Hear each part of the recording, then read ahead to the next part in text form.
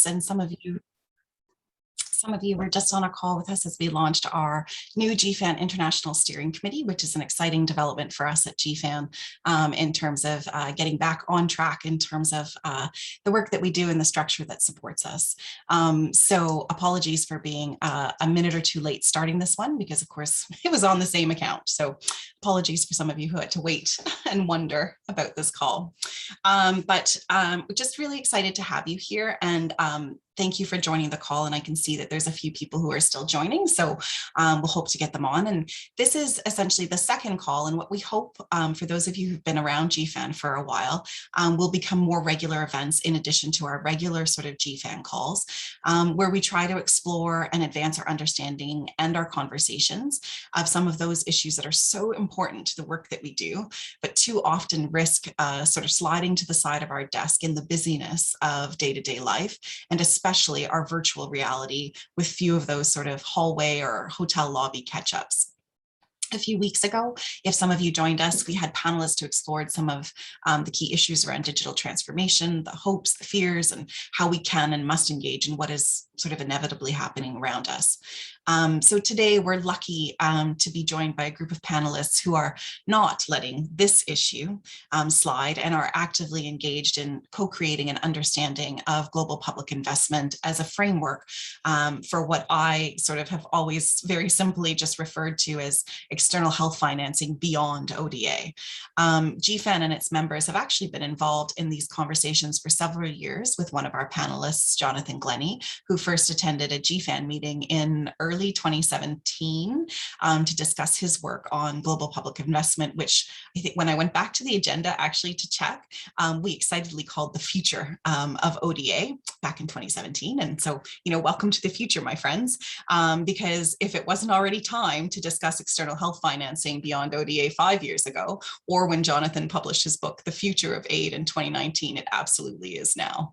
You know, just sort of looking at it from my perspective, you know, we're creating sort of an ask document from civil society and communities of the Global Fund for the 7th replenishment, and looking at sort of all of the statistics and all of the sort of new information that's coming out as early indications of the impacts of COVID on our world and on health financing are, you know, sort of starting to come out in terms of new IHME data and confirming some of the things that we, you know, kind of knew but couldn't quite put numbers to. And so while external health financing ballooned in 2020 because of COVID, the vast majority of expenses on health are still domestic.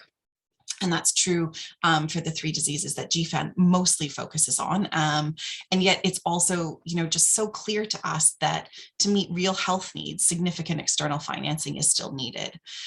In so many of the countries who are donors to the Global Fund and other sources of external financing, we have really well developed frameworks within which we, at the national, or in the case of the EU regionally, look at the whole picture when it comes to things like health and other common public goods like education, climate, environment, and so on. However, as advocates, I think, you know, we're regularly rebuffed in our advocacy to our governments on funding the impactful work of, say, the Global Fund or Gavi or GPI or, you know, any of these other important sort of initiatives that we care about as advocates because of their impact. Because, you know, insert the cause of the day that you're advocating for that time, and those government officials will say to you, well, if we give you any more, you know, we're going to have to take it from somewhere else because the budget is only this big. And when, in fact, like what I think what we've seen is that that's actually completely untrue. And our governments have proven themselves wrong by, even though, you know, sort of not yet meeting the actual full need to respond to COVID globally. And, you know, don't get me started on that on this call, but they did increase investments by 35% in 2020, all while they were increasing public domestic spending to meet COVID-19 challenges at home. You know, the leaders of ACT-A, which included, you know, the Global Fund's executive director, were quick to jump on the line of needing to respond to COVID with funds that went far beyond ODA. In a world of sort of inequitable access, ongoing pandemics, and other serious challenges to the UHC and SDG 2030 agendas, We cannot afford to let leaders think they can simply go back to business as usual. But we do need to encourage a sort of further paradigm shift that ensures that this is not a short-term shift, that there are global public goods, that it is in all of our best interests to adequately resource and support interests that go far beyond our moral or ethical obligations, and that overarching framework of charity, which implies that there are short-term cheap fixes to some of these structural inequities.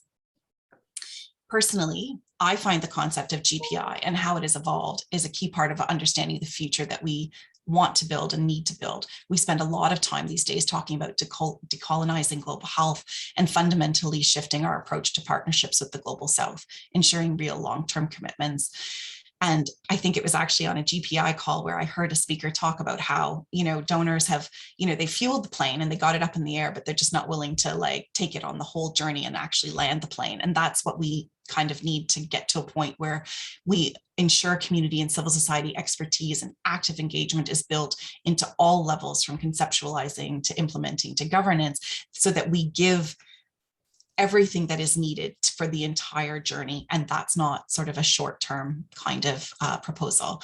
And so those are just some of my thoughts, and you're going to be hearing from a couple of panelists here today. And I just wanted to have this conversation at this time as GFAN, ahead of GFAN's global strategy meeting next week, to talk about and think through whether there's sort of practical ways for GFAN members to utilize the principles of GPI in our resource mobilization advocacy for the Global Fund over the next year, because the Global Fund will need a significant amount of new funding that could and should burst ODA budgets. And so we shared a little backgrounder ahead of this meeting to try and establish some sort of baseline facts and some questions from our perspective.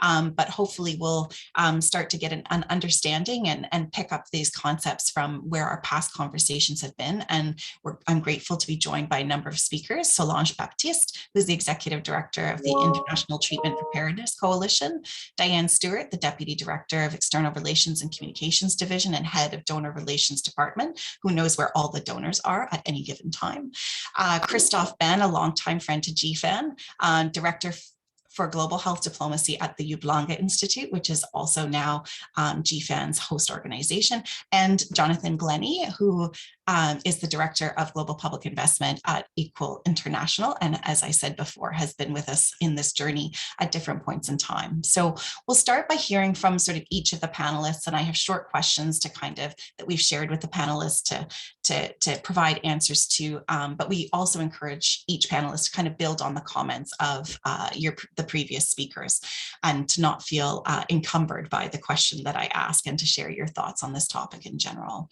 And then after that, we will open the floor to all of you for discussion and comments. So I'm going to start with you, Solange.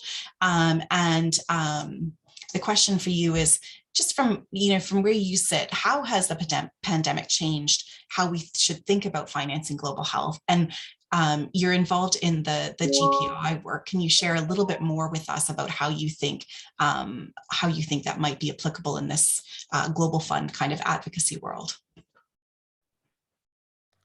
Great, thanks, Katie. I think your introductory remarks also kind of answer some of that question, right?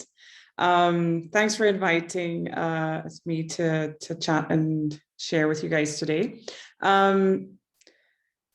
Look, I'm not sure if I believe that it really, the way we think about global health financing has changed because of the pandemic, but it certainly, in my mind, reinforces and reemphasizes what we've been saying all along.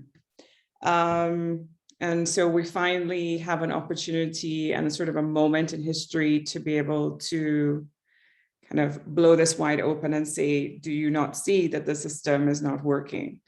And take specific opportunities to invest differently and think about it as an investment rather than as a handout.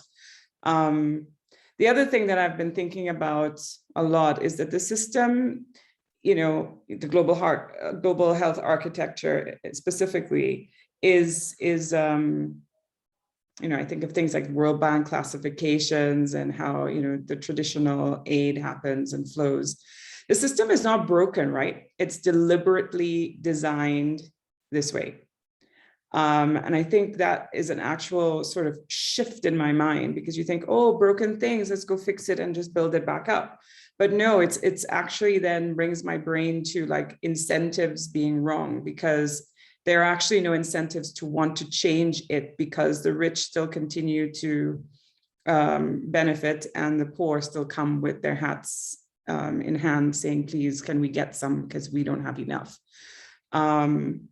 I think about the pandemic, and I think about the first days, the early days. I don't know if anybody else did this, but I have a brown thumb, which is, I guess, the opposite of a green thumb. So like, I can't grow anything. I don't know. I overwater and I under whatever, and they die. The plants die. So, but I was like, no, hell no. I am not going to have to rely on Spar and Woolies and wherever to get my lettuce and my tomatoes. I am going to learn how to locally manufacture in my own backyard, because I refuse to rely on outside. Like, nothing was more clear to me than my own kitchen when I couldn't get what I needed because it had to come from, let's say, India, right? If you know what I mean. Like, where are we in this external reliance situation, and what are we doing for local manufacturing? I was just thinking about that in my own garden. But COVID-19 will not be our last pandemic. I don't think anybody believes that. And so our threats are universal, but the structures that remain are old and irrelevant. And we see that clearly, but I don't think everybody sees it as a problem. And I think that's part of the communication and part of the work of the advocacy that we have to do. When we think about global health financing, you think about rich giving to poor, rich having more power, more say. I gave more, therefore I have more influence. You think about backroom deals, you think about the lack of self-sufficiency in medicines and health products, and really a lot of reliance on sort of very focused manufacturing. So I just think of India. So I think GPI is exciting. And I've said this before in the launch, when I first heard Jonathan speaking, it was at a meeting in Amsterdam. And I was like, that guy is crazy. That's never going to work. But I also am now the converted. So, what if we all co-created a technically feasible, I'm trying to use the language we use now, a technically feasible, politically attractive way of thinking, a different system. And that's exactly what GPI is. I mean, we're not naive that there's a lot of work to be done and that you can't just break down what's already there and try to build something new. But how do you change, in my mind, the incentive system? And maybe I'm taking some of the language from the other panelists who will speak, but it's a place where all will benefit, all will decide, and all will contribute. And it's all about the weight of it, right? We see that in CCMs. You say, like, everybody comes to the table, but not everybody is able to influence the same way, because power is a hell of a thing. And what we're looking for is power to be democratized in this GPI way of thinking.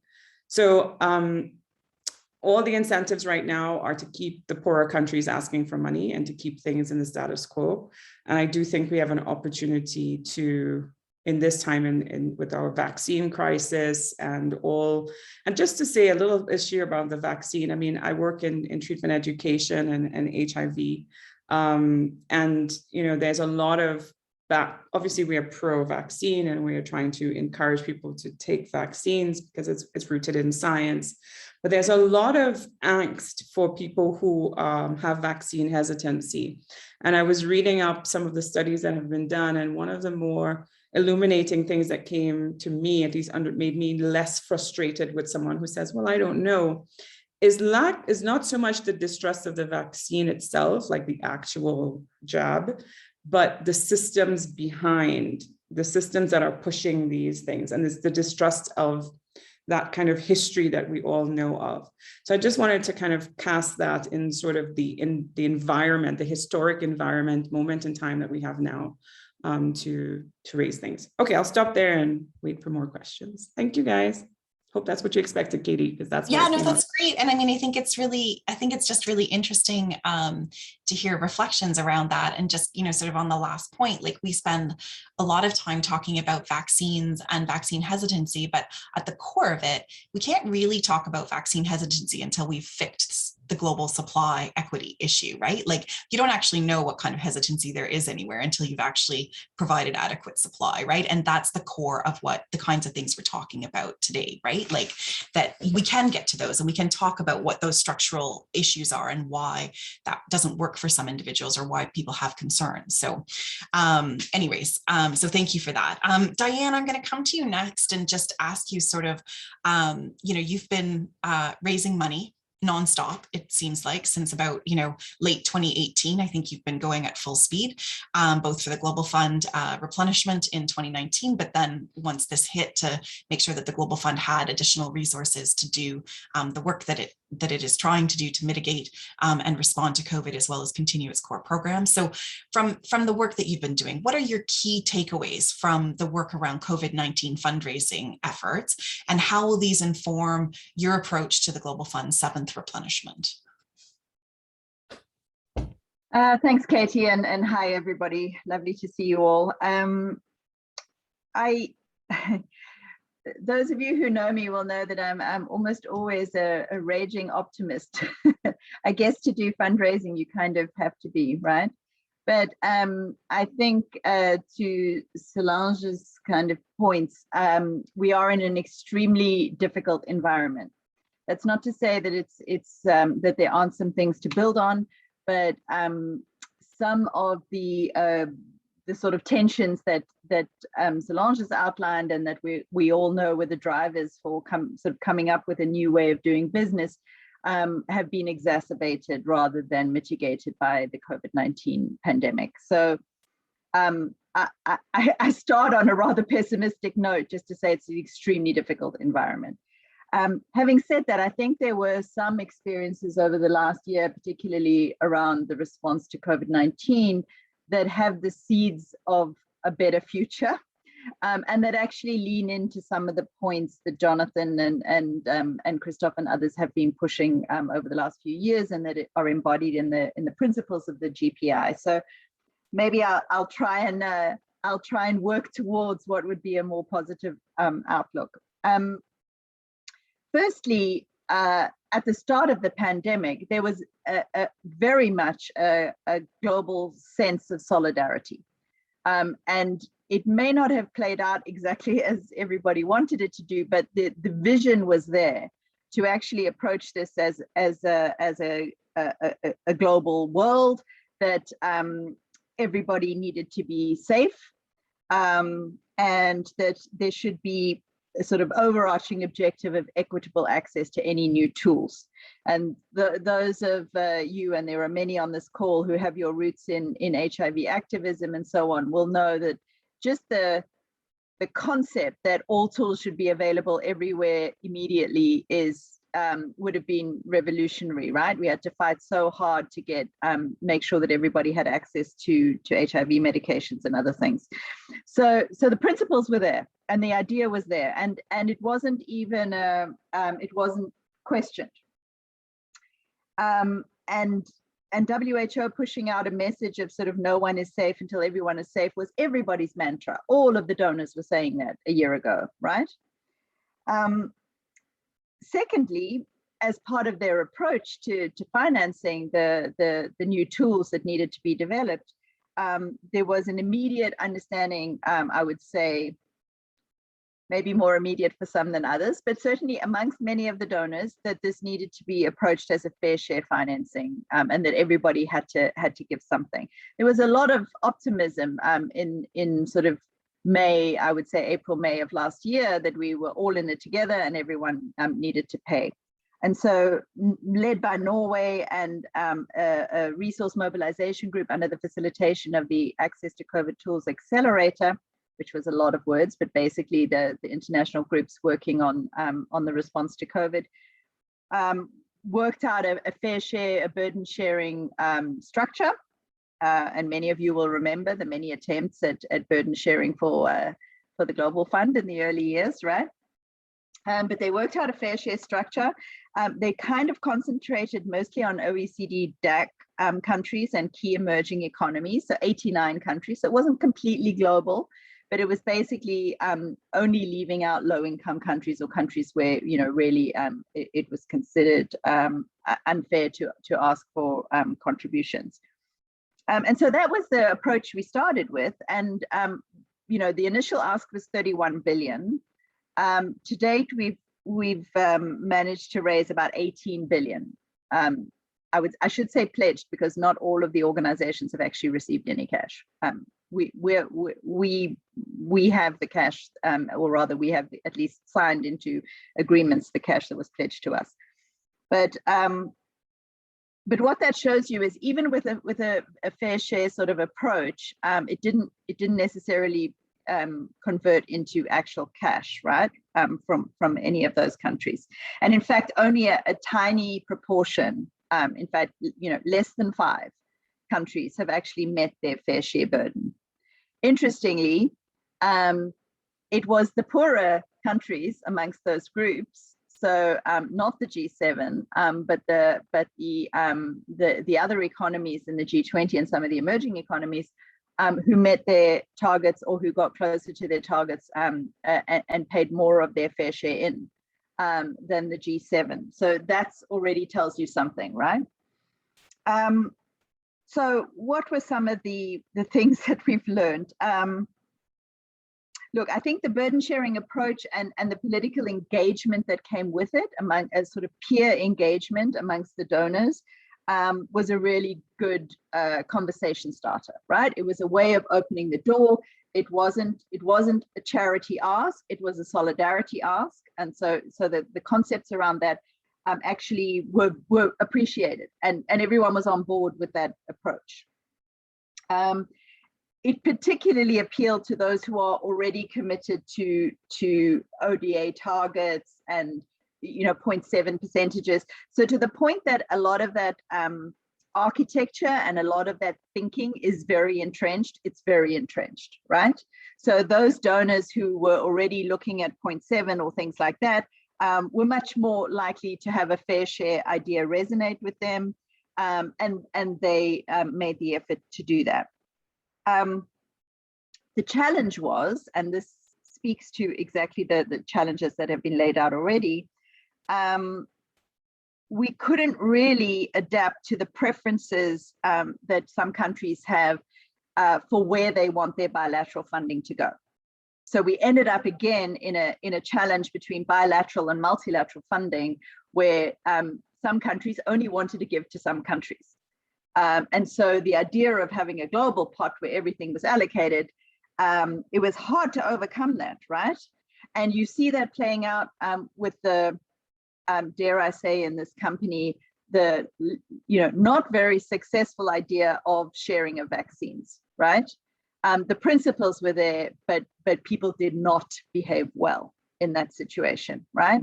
And so it was the same thing even around the dose sharing and stuff. Countries want to dose share with specific other countries, not into a central pool that will then be distributed. So that dynamic is really challenging to overcome. And then the fair share burden then, and we know this from previous attempts at this, the fair share burden actually acted as a ceiling for the more generous donors.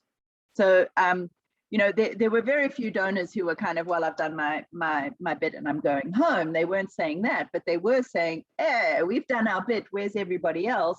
When others start contributing, we'll be happy to have a discussion about more. So that's not helpful, especially in a kind of crisis that we were in this last year. You need everybody to give as much as they possibly can. You don't want them to then get into that ceiling dynamic. The equity argument was already won on the day we first made it, right? Everybody agreed, absolutely. As I said, equitable access to tools. So you think, wow, we've won that argument. It's amazing. Like, if the vaccine is available in Boston, it needs to be available in Botswana. Everybody agreed. And then they behaved completely differently, right? And so the real embedding of an equity argument requires some people to give up some things, right? And right now, we're not even convincing certain countries to give up the idea of boosters until such time as, maybe the rest of the global health workforce has been vaccinated. So we're not really winning on that one. National interest eventually trumped everything. So I just was off a call this morning with countries who shall remain nameless, where we're sort of trying to have a discussion that is around a holistic approach to COVID-19, and basically for political reasons, it's really, really difficult for them to do anything beyond vaccines. And I mean, this is a particular case, but the bottom line is there were both national and international political reasons to stick to one thing. And so having a discussion that challenges both national political concerns or international positioning is very difficult. It's very difficult to get donors to do things outside of what might be in their political interests. We also suffered, and this speaks to some of the structures that we talked about and that are floating around for GPI, right? The ACT Accelerator approach suffered a little bit from sort of the lack of transparency in decision making, like where did the decisions get made and how do they get made and who's in the room? Again, a long-standing challenge for everybody, right? But figuring out how those decisions are made and making those decisions based on real drivers of need, of ability to pay, of all those things. I mean, I think the Global Fund's actually shown that can work, but trying to get that to work in ACT Accelerator was extremely difficult. So as we know, there's very few organizations who manage to replicate that very evidence-based approach that the Global Fund takes to allocating financing. And so there was a perception that there were certain closed rooms where decisions were being taken. There was a perception that low and middle income countries were not at the table and not being heard. There was a perception and perhaps even a reality that market forces and certain private sector interests were driving a lot of the way in which decisions were made and where pricing was fixed and things like that. And I think there was also, and you all know this because Katie goes back over a year ago, civil society wasn't welcomed in all rooms in which the response was going on. So when you think about a global public investment, who's at the table, who's in the room, how are those decisions made? And when you have national financing, primarily financing the response, those governments don't want to just give a blank check. They do want some control over how financing is attributed. So I'll stop, Katie, because I've probably taken up more than my fair share.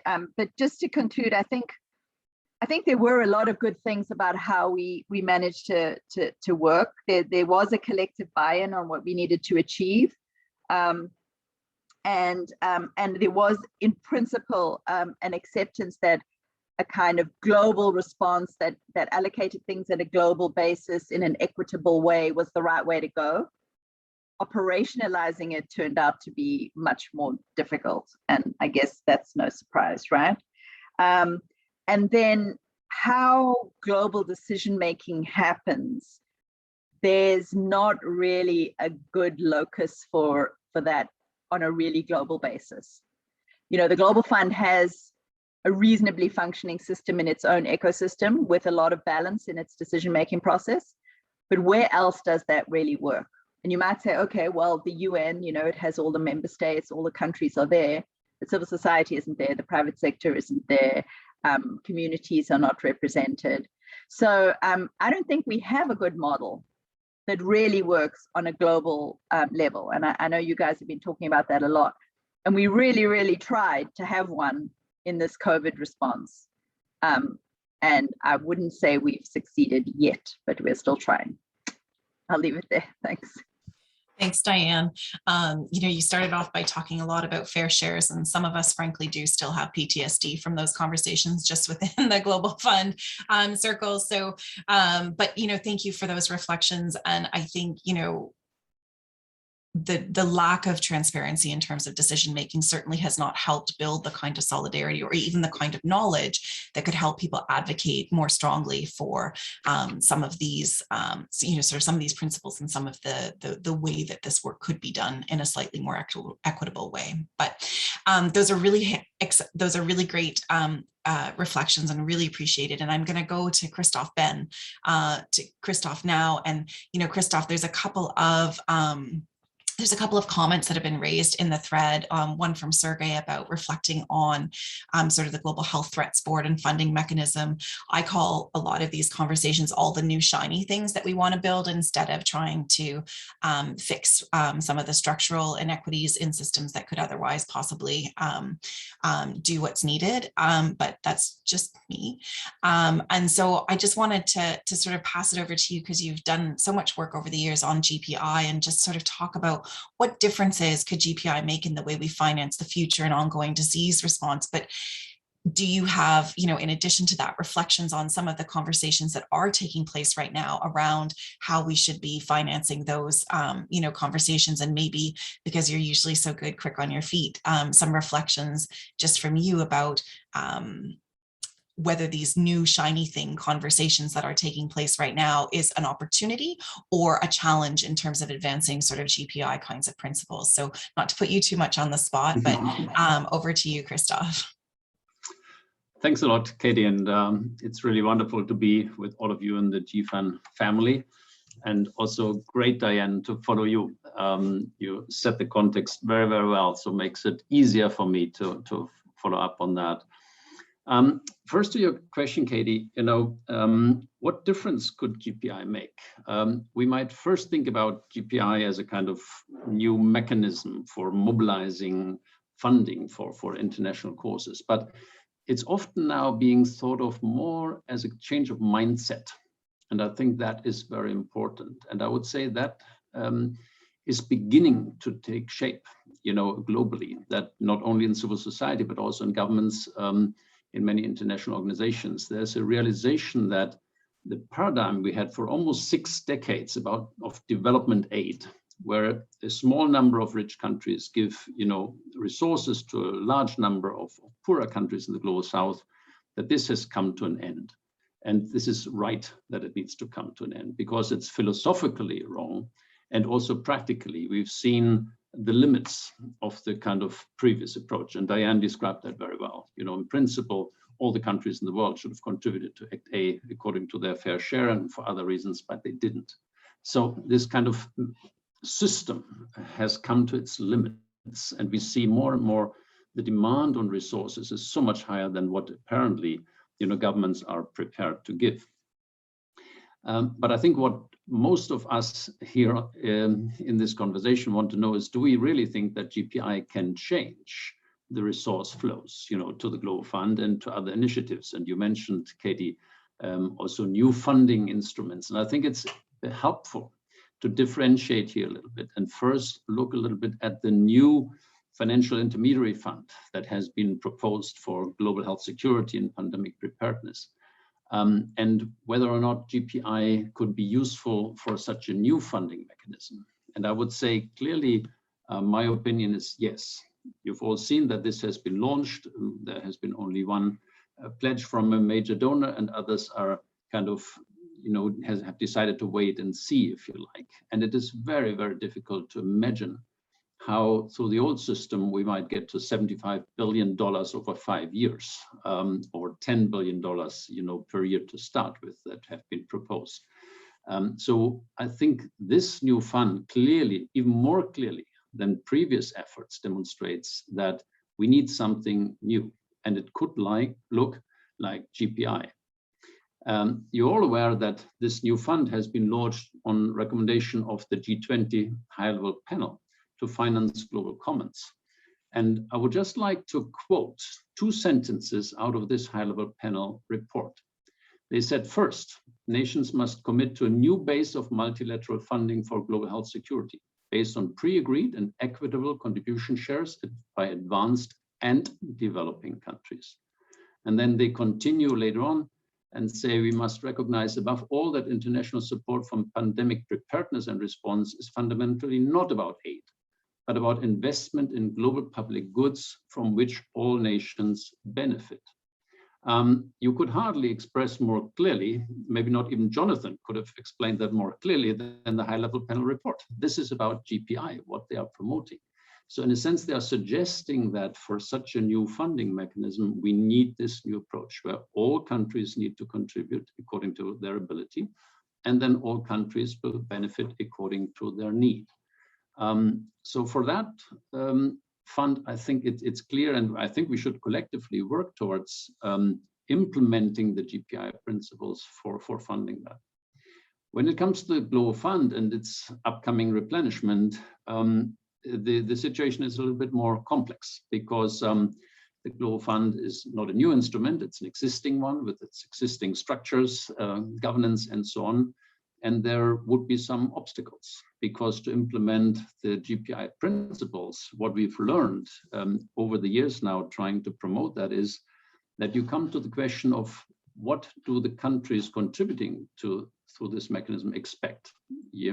And this will not just be universal benefits that apply to everybody, but many countries, lower middle income countries that contribute, they're expecting something specific, how their countries benefit. And most of all, they expect to be represented well on the governance structure. And while the Global Fund Board, has in many ways been fantastic innovation with bringing, donor, civil society, private sector, and implementing countries together, we also know that it's not a kind of completely universal representation of all countries. And there would be many countries, particularly upper middle income countries, that would claim, we would only contribute if we were better represented in this mechanism. And that's not easy to change, as we know. So it's not a trivial kind of task to propose GPI to the Global Fund and to the Global Fund replenishment. Nevertheless, I do believe that it's an opportunity to appeal even more systematically than what the Global Fund has been doing anyway in recent replenishments to all countries around the world. The Global Fund has been relatively successful in kind of appealing to countries in Africa and Asia to also contribute a relatively small share compared to what they expect to receive from the Global Fund. But the principle has been established that this is not only a fund that should be, supported by the richest countries in the world. And it should be possible to build on that and broaden that appeal, that this is something that is the responsibility of every country. And then, it needs to be defined in conversation with these countries, whether this would be possible or not. Because one thing Dianne talked about, the fair share for Act A, and yes, you're right, we had our own experiences in the Global Fund with fair share, formulas. I've also not been a big fan of that because a fair share by itself doesn't convince any country to contribute, very, very rarely. It's only if you discuss and negotiate with a potential donor country how they kind of get to their fair share, what's their interest, what's their incentive to do that. And that is not a general appeal. This is kind of the detailed work that Dianne and the team are doing by talking to these countries all the time and to their parliamentarians and elected, representatives. What would it take for you to participate? So, but that is something that the Global Fund is very good at. So if there was any organization, I think that could be in a position to not only take a fair share and present it as a table and or look at that and please pay and here's the bank account, but to really kind of negotiate that and see what is it that you would be expecting if we are asking you to contribute to this global initiative. So I do see quite a lot of potential, and actually coming back to my earlier point with this new financial intermediary fund, the more the Global Fund positions itself as being an essential part of the pandemic preparedness and response, the more it will qualify also for the GPI approach,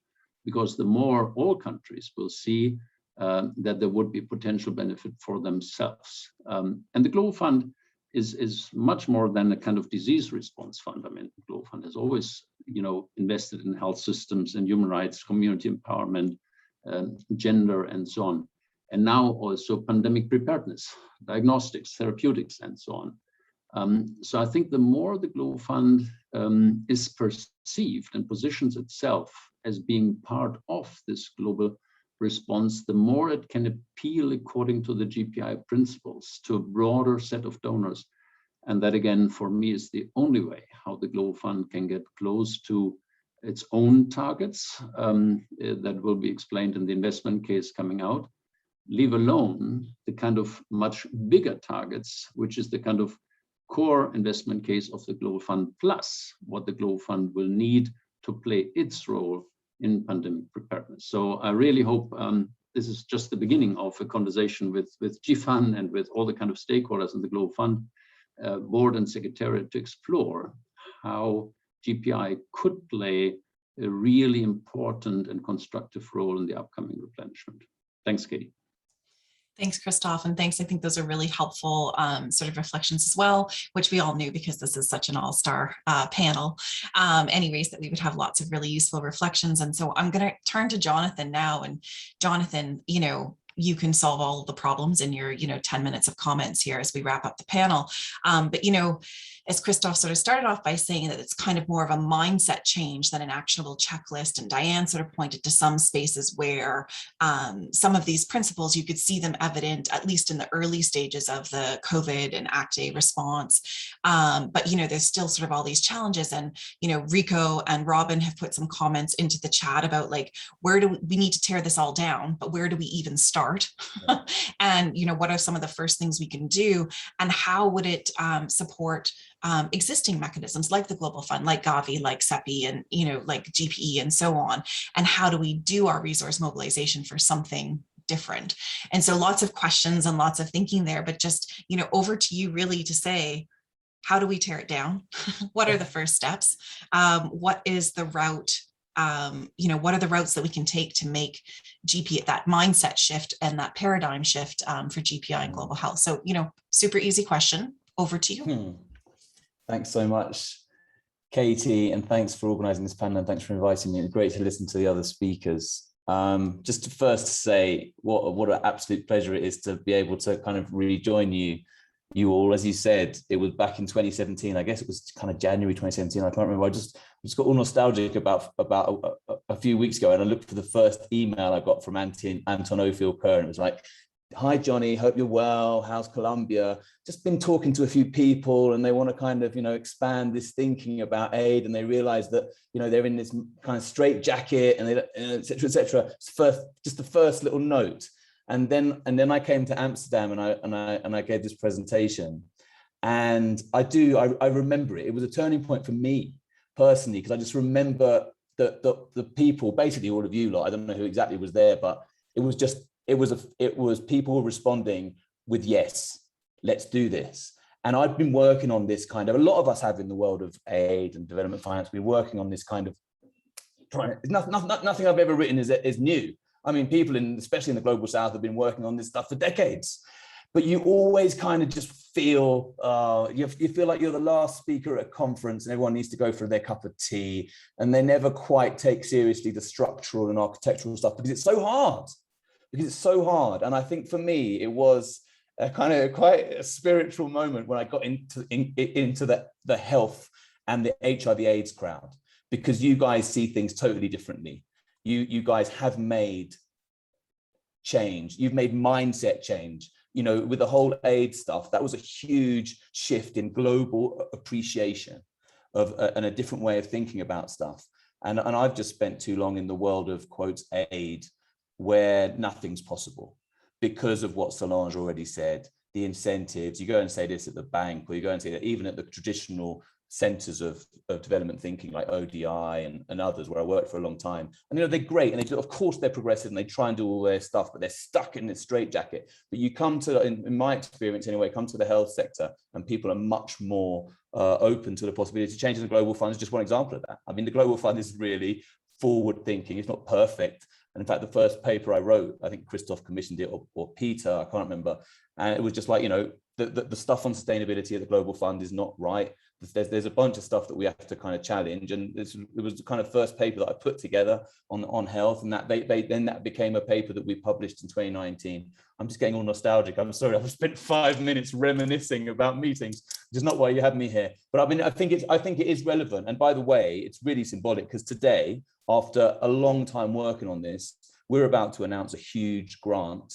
I think I can say it now. The Ford Foundation are backing GPI to the tune of $2 million. So that's going to put us in such a good position going into 2022, 2023. We've been working half as volunteers for quite a long time, and now we're going to be able to establish the team much more strongly and work much more closely with a lot of people on this call and much beyond. And I guess that's where I'm finally going to get to actually some substantial comments, because the point is the moment.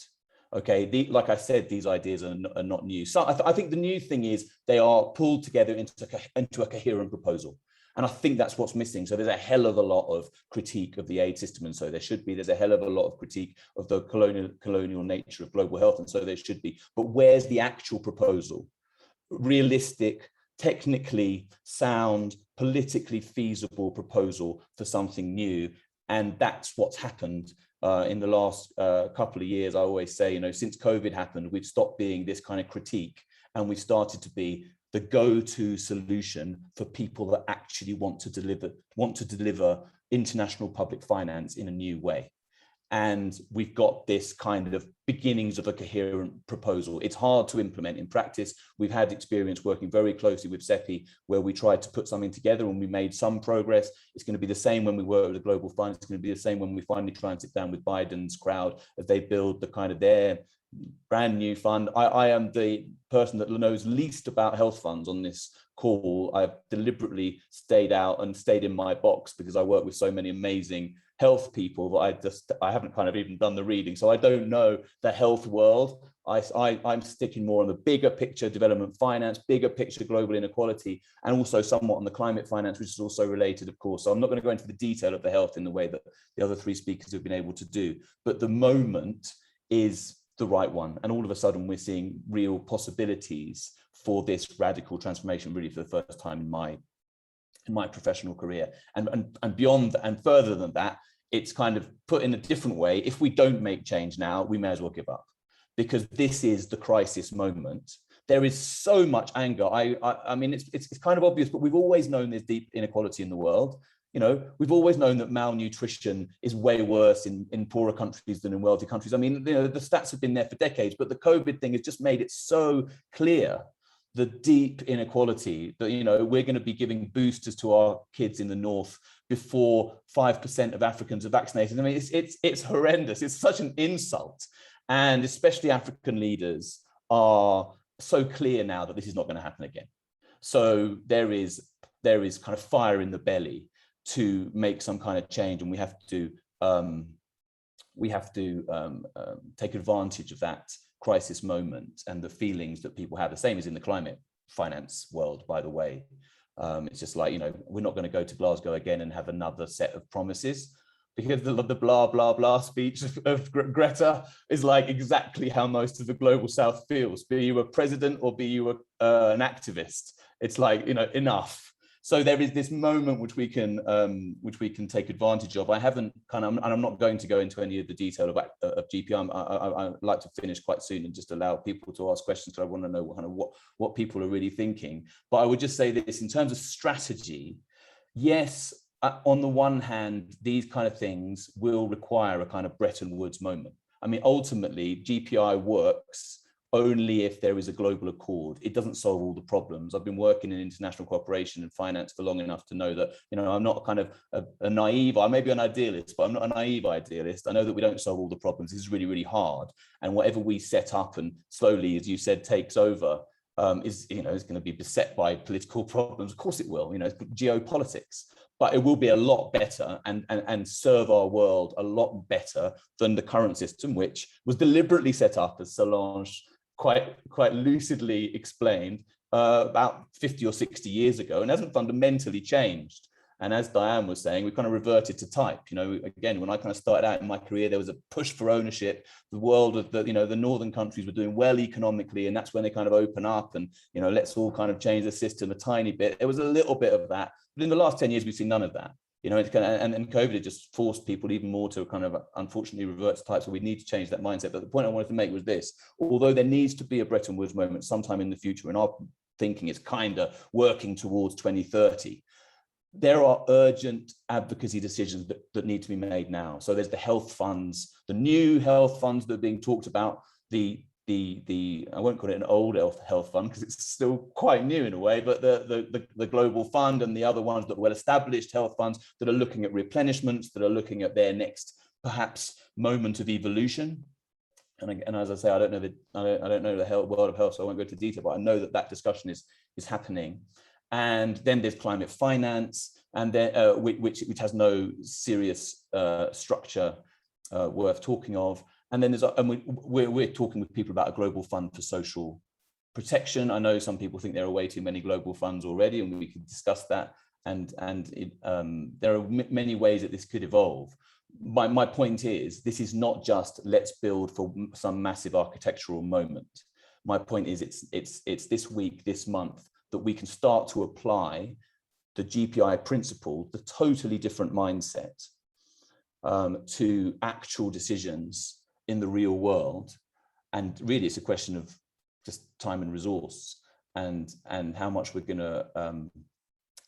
able to influence. And the good news is, finally, just two more things. In terms of, you know, tearing things down, I'm quite persuaded that I would love to tear it down. I'm quite persuaded, though, that strategically, the way you do things, and someone said a good quote about this once, is you build things up and slowly the other diminishes. And I'm fairly clear that that's where this is going to head. I mean, I don't know that, but I'm fairly clear there's so much momentum and incentive behind building something new to respond to global challenges that over time, the old way will begin to diminish, rather than having to have a huge kind of campaign to, you know, try to shift voting rights in the World Bank, which some of us have been doing for decades, and it's very, very hard to do. And then the other thing is just the amazingly good news that the paradigm shifts that we've been talking about now for years, including within GFAN, all, you know, which now we call evolutions. I call them evolutions because someone very wise in the Norwegian government said, if you call them paradigm shifts, you're kind of saying, hi, everyone, come with me to this kind of brave new world that you haven't thought about. But if you call them evolutions, you're saying, let's all just continue, which is, I think, an appropriate way of thinking about it. Let's continue the improvements in global governance that we're all trying to work on. It's the next step.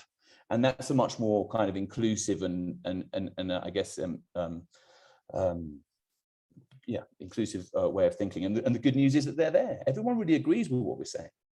The only question is how. And that wasn't the case 5 years ago. It wasn't the case 10 years ago, but it is the case now. I used to present this stuff, and yeah, people will walk away thinking, oh God, you know, it's just kind of crazy radical. And now people say, yeah, of course. I mean, this is obvious. Why are you even bothering to present it? Why are you even bothering to say this stuff? It's so obvious. And then the question is, right, so how do you build it technically, especially in terms of governance, and how do you build political momentum behind it, which is where, you know, the amazing strategists and activists on this call will be really leading all of that. So I'm just going to end there, and I'm interested to see what people are thinking around the table. Well, thanks for taking us down memory lane, Jonathan. I think some of us have talked about that meeting in 2017, and I think some of us did sort of wonder what you were doing, but I think your final reflection there, that now it's a conversation about how and not if, right? Like that this is actually, we are here, we have moved, there has been an evolution of our thinking and sort of around this. And so I would just encourage everyone who wants to come in terms of discussion to please use your hand raise function if you can, or just note in the chat if you're not able to find it that you wanted to raise a question. And I would encourage people who've been typing lots of great sort of questions and comments there to re-up them verbally if you'd like to, because this is your opportunity. We have another half an hour for this call and for this discussion. session, and we'll take a couple of questions at a time and then pass it to the panelists. So if you're specifically asking one person something, please make that clear in your question. But otherwise, we'll just sort of pass it to the panelists and hear quick reflections from them. So there's lots of questions in the chat. So I'm hoping that somebody will put their hand up to ask one of those questions. Miria, you just posted a question. Did you want to raise that here? Or any others? And it's okay if they're more discussion points and comments and not questions, because I think that's the purpose of today, is to be able to ask our questions, but also to be able to comment. Mike, go ahead. Hi guys, sorry, I'm outside. Yeah, no, I just wanted to raise that sort of discussion and just get, I know the shorter time left, like obviously there's a slow grower here, you know, up to 2030, we can be working towards, you know, the sort of the you know, just critical mass of sort of, you know, understanding, as Jonathan said, of like, of course that makes sense by 2030 and that's implemented. But sort of, what do the panelists feel are the critical opportunities now? And Christoph, you said, you know, the FIF, and I personally, and sort of this is the most immediate opportunity, still hugely challenging and probably we won't succeed, but it's our opportunity to bring these key points, key principles that are sort of embodied with GPI to the table and say, no more, you know, there has to be inclusive governance, there has to be, you know, et cetera, et cetera. So I guess what are the concrete opportunities and what do we need to do as advocates with our governments to sort of to make the case? I think that's a great question to throw back at the panelists. And I would just say, there's, you know, again, you know, there's conversations there about like, you know, whether or not we could get this on the G20 agenda. Bretton Woods is something I haven't thought about in probably 20 years or heard about. So it's kind of interesting to think about, you know, what could be a next Bretton Woods moment. So, you know, I don't know whether any of the panelists are sort of excited to say something in response to some of those questions, or to Mike's sort of, you know, what are some of the concrete opportunities? Is it G20? Is it, you know, sort of, is it in response to the pandemic preparedness treaty type conversations, or the other mechanisms that are all the shiny new things that as I said, and a question also today from in the chat as well. So Christoph, Jonathan, Solange, Dianne, did you want to jump in with any quick reflections on sort of those discussion points and what Mike just asked?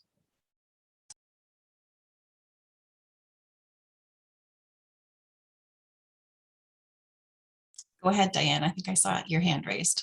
Not sure, Christoph. Sure, I'll jump in. I'm sure everyone has something to say. So maybe I'll just address some of the sort of immediate practical stuff around the G20. I mean, you know, there's lots of structural things there that Jonathan and Christoph are better placed to address. But on the immediate issues, firstly, on the current G20, ship has kind of sailed, right? If anything, they're struggling to salvage a rowing boat at this point. So some kind of decision will be taken at the end of the month, and literally we're sort of responding today. I'm on the Finance and Health Working Group on the latest proposal, and I would really not be exaggerating to say there's absolutely no consensus. You know, even some of the usually much more restrained members of the G20 are pushing back strongly, saying, you know, why are we agreeing on this when none of us agree on this, and so on, around the new arrangements, the board, the new fund, and so on. So and I don't think that's a bad thing from, I mean, I'll be completely transparent. From the Global Fund's perspective, we didn't like the idea of this new FIF, primarily because all of those principles that I outlined that I think are the Venn diagram between how the Global Fund works and what could be the building blocks of GPI around inclusion and decision-making and equity and those things. In the way in which the FIF was described, certainly that would not happen. And it's not just because it's at the World Bank. In fact, the Global Fund is still a FIF at the World Bank, right? We still, you know, operate some of our finances in that way. but so you're right that we could set up whatever kinds of processes, but there was some explicit indications that only people who invested in the FIF would have any decision making. So there already, it's not going to be inclusive. And how do you get everybody around the table? And that's not everybody in for everybody kind of situation.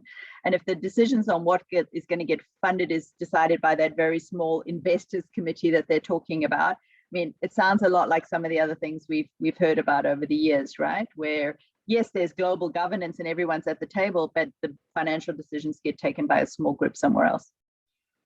So I think those are the things, if this fund does go ahead, those are the things we absolutely have to advocate for, that you know, the days of leaving out players, certainly low and middle income countries, but also civil society and other things, those days have passed, and we have to advocate very strongly for that. I think that, and this is what many of the stakeholders are saying on all sides, including voices, I saw voices like South Africa and the other countries who are at the table at the G20 are saying, we've already got enough players in global health. Why on earth do we need more? You had South Africa explicitly proposing, and not through any lobbying of ours, that, you know, use the global fund, they're a fund. So the idea that we actually need consolidation and rationalization in the global health architecture is very much there, and that could go very much in the direction of GPI, right? At least in a sort of health point of view, by saying we need to consolidate this more, have a funding mechanism that funds all of the players and all of the countries in an equitable way, across all of these dimensions, and not creating another funding stream that countries have to deal with. So I think from an immediate going into the 7th replenishment fundraising point, what we're trying to do, and hopefully our investment case and the additional tools that we'll be working on with you all, and some of you are already working with us on these things, what we plan to do is to say, here is what you get when you invest with the Global Fund, right? This is these are and many of the strongest aspects of the Global Fund are the building blocks of GPI, right? It's around equity, it's around decision making, it's around empowering the countries to do what they want to do with the funding that they get, and so I think we will be pushing hard in that direction as the advocacy mode for next year, to say here is a holistic approach to health, where yes, we're dealing with infectious diseases and pandemics because those are the biggest threats, and we've all just lived through what the consequences of that will be if you don't control those. But the way in which you control all of these pandemics is by having a strong and resilient health system with a strong and resilient health workforce, with, you know, real-time data on what's happening in your country around health issues, and, you know, all of those good things. So I think there's a lot of advocacy where there's a very common set of things that we can advocate for. And to Jonathan's point about incrementally moving towards that, build this up as a normal way of doing business, so that those other old habits become the anachronistic ways of doing business, because we know they don't actually have the same impact, right? And we just need to keep making our point, keep making our point. And we're also trying to plug in, and some of you are also involved in these conversations, plug into some of the other work that's being done in climate and other places by focusing on the communities where we work, right? And saying what works for the communities in these countries. And in fact, single issue health issues or single issue health, climate, you know, water issues are not helpful. So what addresses the community, and how do we finance their issues? And that moves us again much closer to a GPI vision that addresses equity in a multi-sectoral way, right? So I think those are, from an advocacy point of view, those are the views we can start pushing out as part of the ecosystem of the 7th replenishment, right? That will bring us forward to that, rather than focusing on the new shiny toys, because the new shiny toys are only going to complicate what is already an overcrowded landscape in our view. Thank you. Thanks, Dianne. Christoph or Solange, I saw your hand raised, so just wondering if either of you or then Jonathan wanted to jump in as well. Yeah, happy to make some comments. And not surprisingly, Dianne, I agree with everything you just said. I think that is indeed the right approach for the Global Fund and for the kind of much bigger community of kind of financing global public goods. So I think the opportunity with the FIF is exactly that it's still a kind of blank sheet of paper, that it is not a kind of financing instrument where everything has been agreed and set up and structures and so on. That would be difficult to change, but that's not the case. It appears that almost everything is still open, and from the timeline that I've seen, those decisions are certainly not being taken end of this month at the G20 in Italy, but sometime next year, Q2, Q3, and only then will also donors probably consider whether they will pay into this mechanism or not. So there is time and there is opportunity. And that's why indeed it's not the G20 this year, it's the G20 next year, hopefully, that could be a very critical step. And I mentioned in the chat Indonesia and Mexico, because they were two of the original countries we talked to. South Africa absolutely is another one. Basically, hopefully we will get a bit of a movement here among the non-G7, G20 countries, that are probably more interested in open in a new approach, because they haven't been part of the previous approach. So I think that's the real opportunity to slowly change, that mindset. And then it would be very helpful to get a few traditional donor countries behind that as well. Great progress with Norway, that has shown, for a long time, great interest in the GPI model, promoting that. If we had, 2 or 3 other traditional donor countries that would seriously consider that, build a kind of working group on that.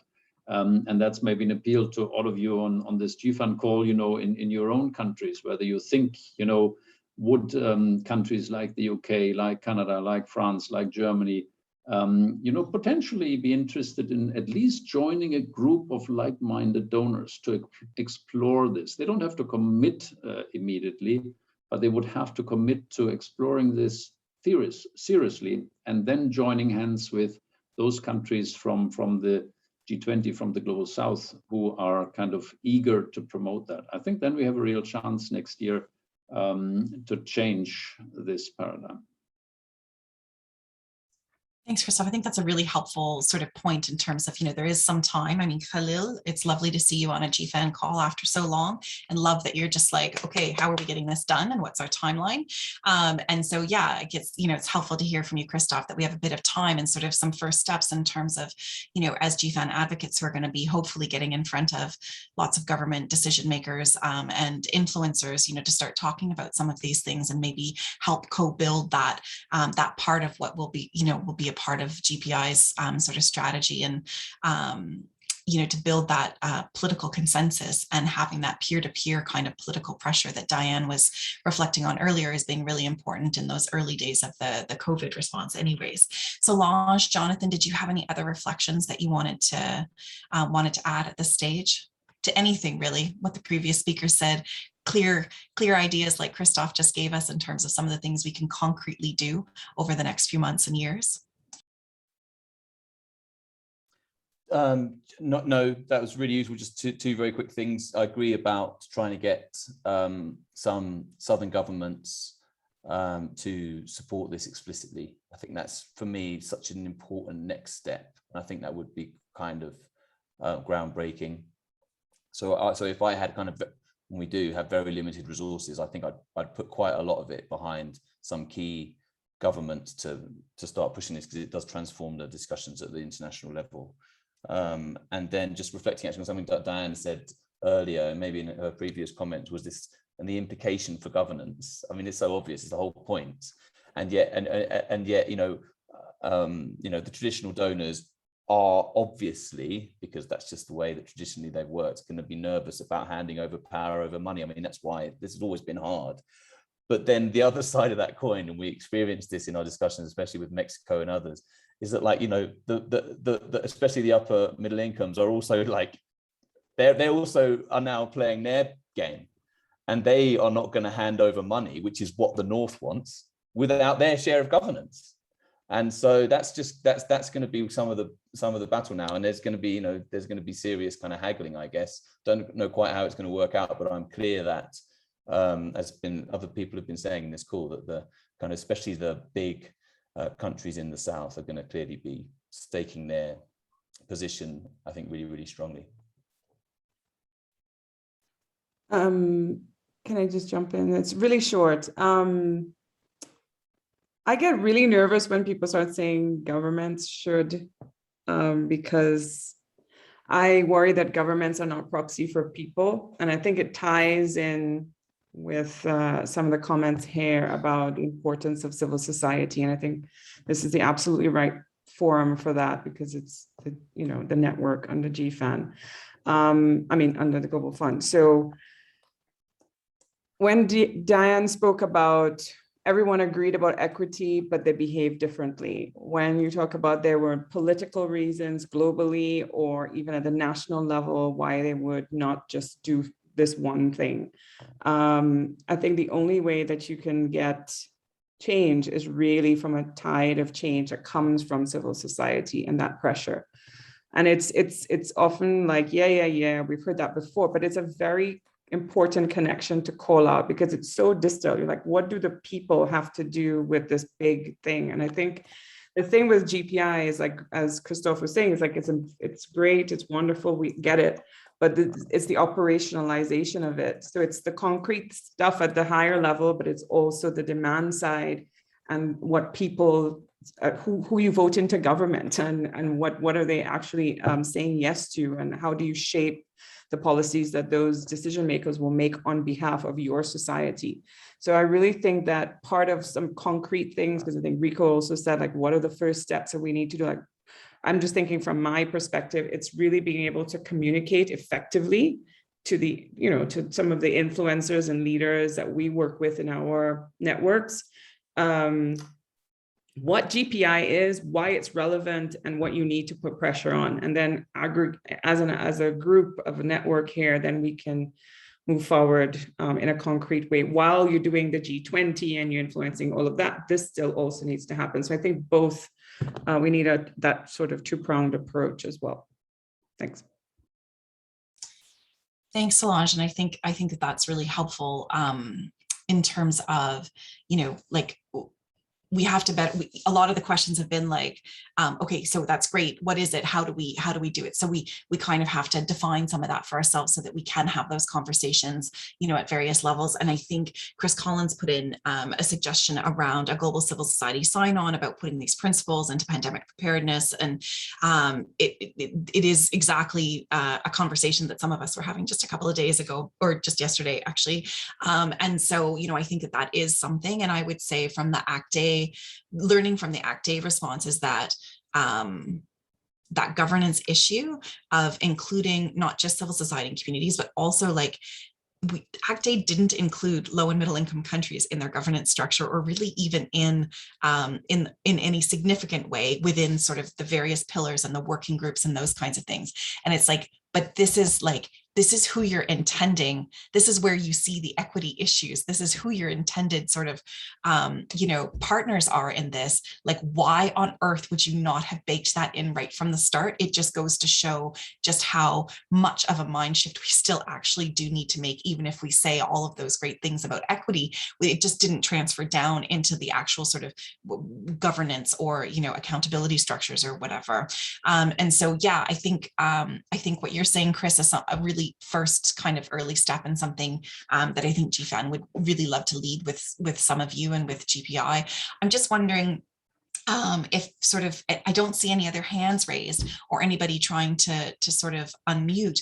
Alan's just asked a question about the right to health and the obligation by each country to its citizens, and how will this change work towards ensuring that, which is an interesting question, especially given that I think a lot of the rationale for some of the bad behavior that we saw despite the good principles was countries acting in the best interest of their citizens, or their perceived best interest of their citizens, a limited view, but that is a very real sort of political challenge, right, that countries face. And I see Khalil with his hand raised, so I'm going to let him ask a question, and then we'll pass it back to you as panelists to maybe provide us with some sort of final thoughts on some of these questions. So Alan, I was badly paraphrasing what you had put in the chat. So I'll actually go to you first now that I see your hand raised, and then to Khalil, and then back to the panelists. So Alan. Hi, Katie. Hi, good to see you. It's not paraphrasing, it's just to make the emphasis of the fact. Good to see very many old friends. I hope we'll connect soon. But the key concern here is that at the end of the day, every country has an obligation to its citizen to provide the right to health. And there's no way a country can run away from that obligation.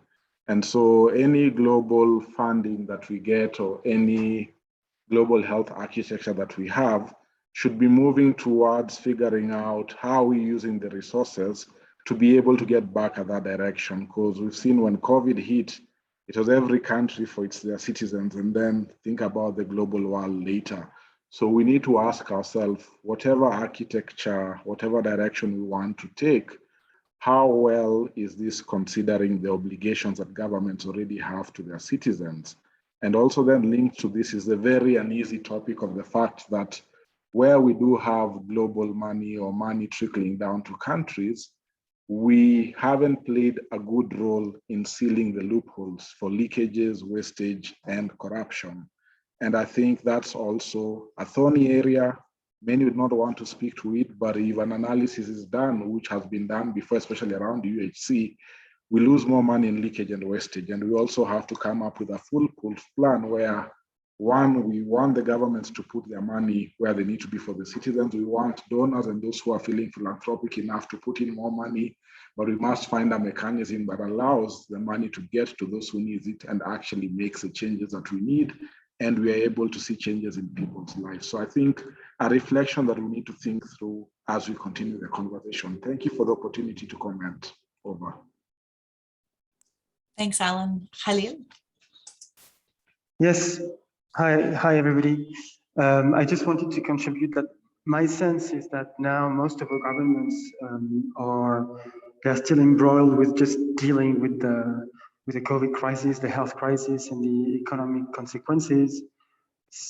So they still have a very short-term horizon. But there's a shot that they've learned the lesson of the shock from COVID, and that they would be willing to do things differently than they've done in the past and until now to prepare for whatever's coming next.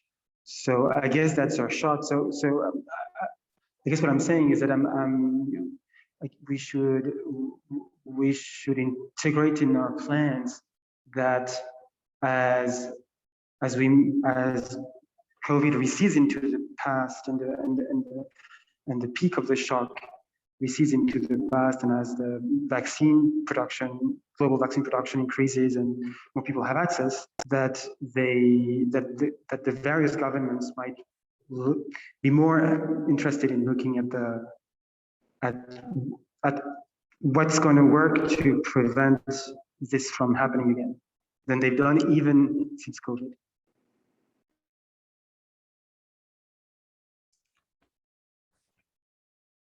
Easy questions as usual from Khalil.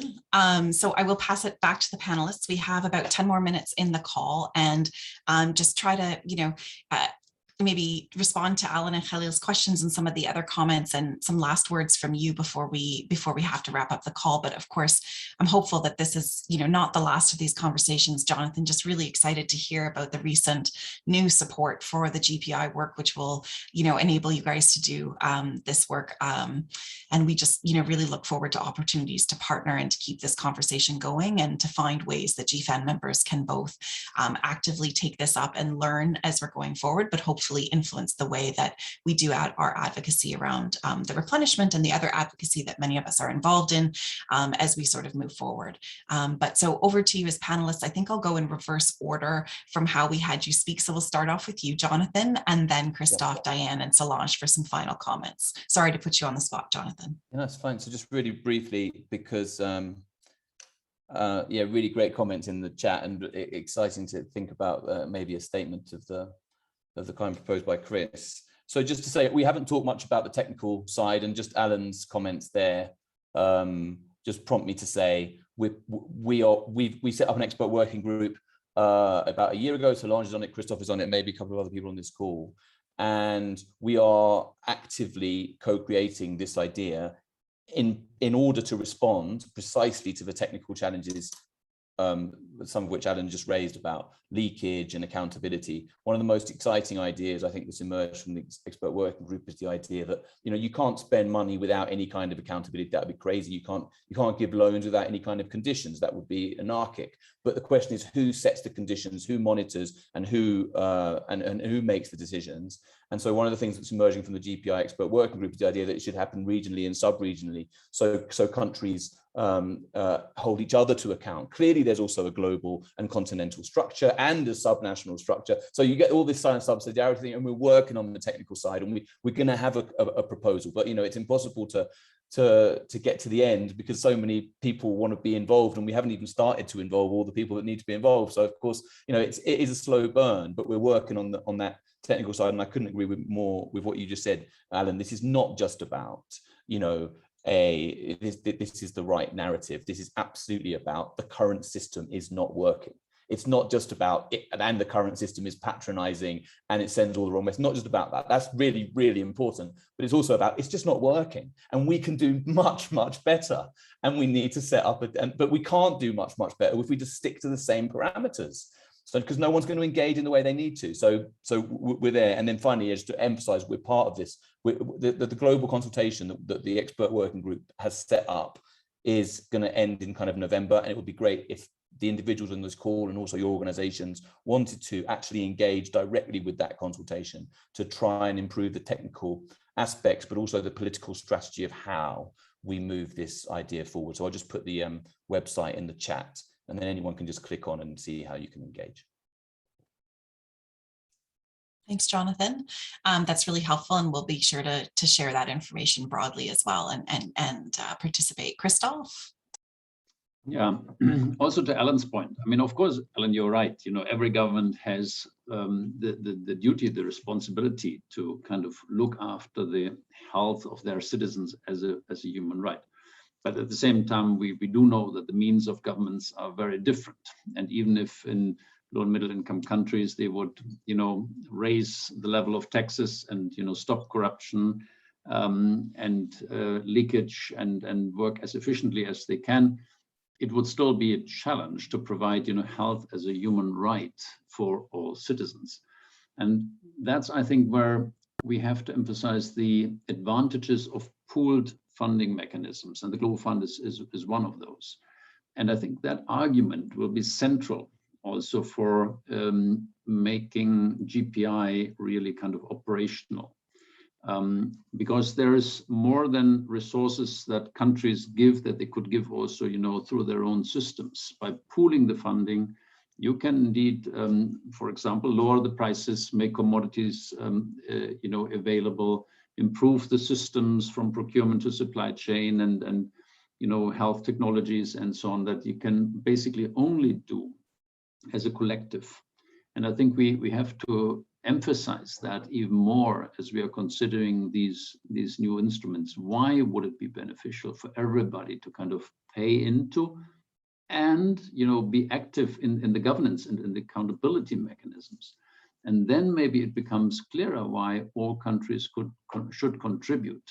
And that doesn't take away from the responsibility of the governments for their own citizens as much as they can. So I hope we will refine also our arguments for these pooled funding mechanisms and for GPI over the next couple of months.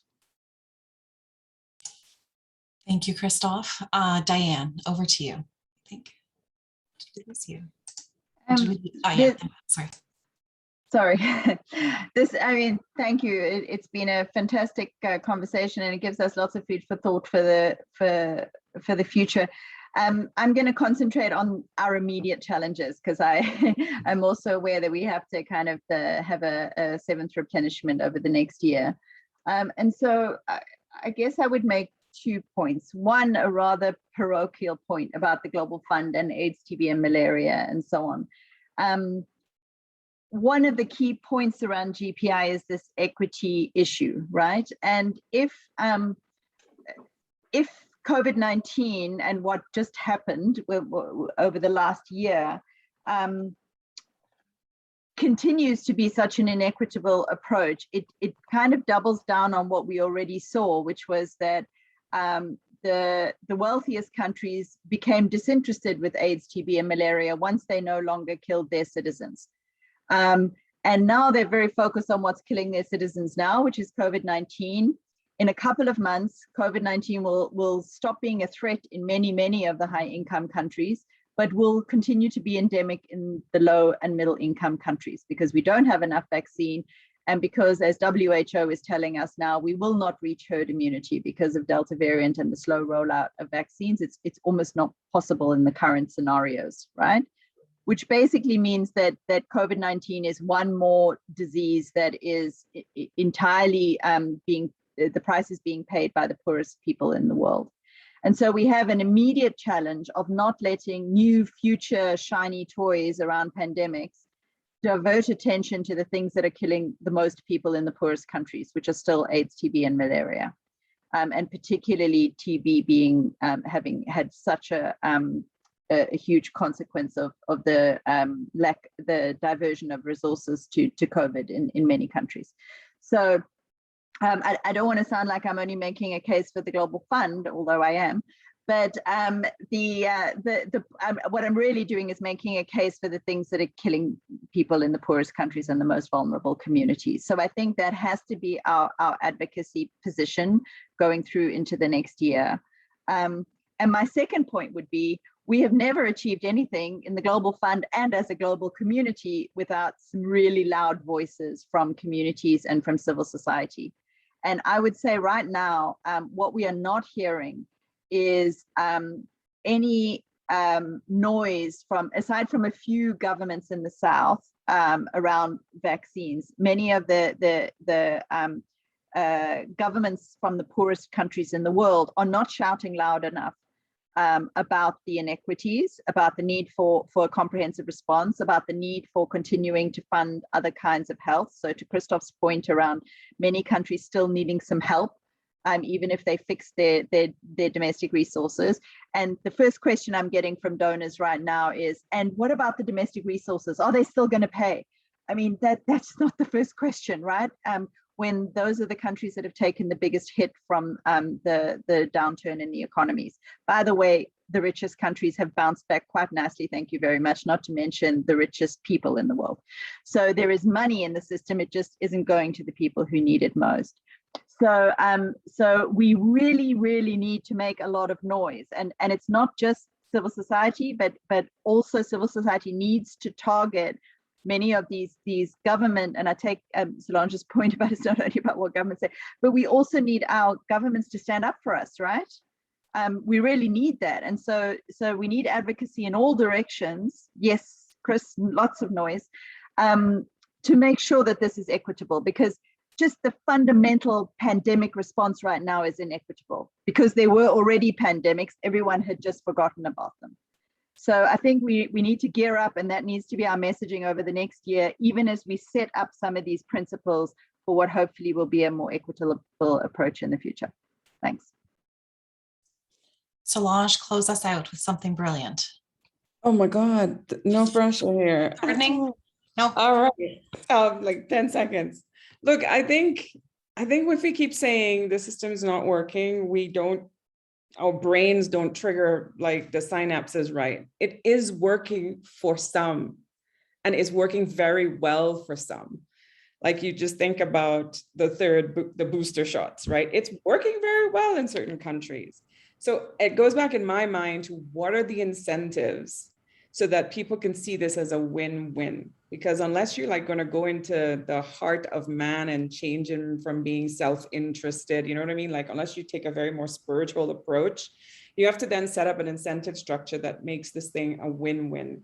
And I agree, if you get into the pooled funding kind of situation, it's the idea that it goes into the pool and then it comes out based on need. And the idea of it benefits all decide, all contribute, and all benefit is a shift. And I think we're working on a paradigm shift, and it may be sort of generational, And we have to kind of do this slow burn in my mind. And we do need to communicate well. So like I'm hearing all the noise that we need to do. And it's a lot of work yet again for advocates, right? We're talking about cryptococcal meningitis, we're talking about malaria, but we're also talking about GPI. We're also trying to fix corruption. We're also trying to, right? We're doing everything under the sun as advocates. And so now we need clear, succinct communication tools so that we're able to activate the masses and be able to try to change the scarcity mindset that people have and countries have, which is why Dianne is always talking about, you know, yeah, they say yes, but then when they come to the vote, they don't do it. They have nothing to say. So I kind of went down, but then up, but I am optimistic that together, because we have had fights before. I mean, the Global Fund didn't exist before. It was the communities who fought for the Global Fund. Many of the wonderful things we take for granted now, they've rewritten history, and we've forgotten that it came from communities and civil society, you know, making it happen. So thank you. That's it. Thank you to all of you, all the panelists, for all the participants, for your questions and your comments. I think from my perspective, I think this has been just really helpful in terms of coming back to some of these concepts, figuring out where some of you are thinking about this, and so that we can take forward some concrete ways that we can support this sort of co-creation of GPI and put some of it into practice. And lots of noise, good noise, and lots of, you know, talking and keeping the lines of communication like this open, so that we don't let this slide off of the side of our desks as we focus on critical things like the replenishment next year, which has to happen, and so on. So we're completely over time. What a great discussion. Thank you all for joining. I did put in the chat, we will share the recording from this, and we will share all of the links, and we will follow up on some of the ideas around statements and those kinds of things that we can do together in the short term and into the medium term. So thank you. Thanks to the panelists. It was great to see you all again. Jonathan, wonderful to have you back in the GFAN fold, and we're not going to let you go so easily this time again. So good to see you. Thank you all. Have a great rest of your days, and thanks again for joining. Take good care. Bye. Bye.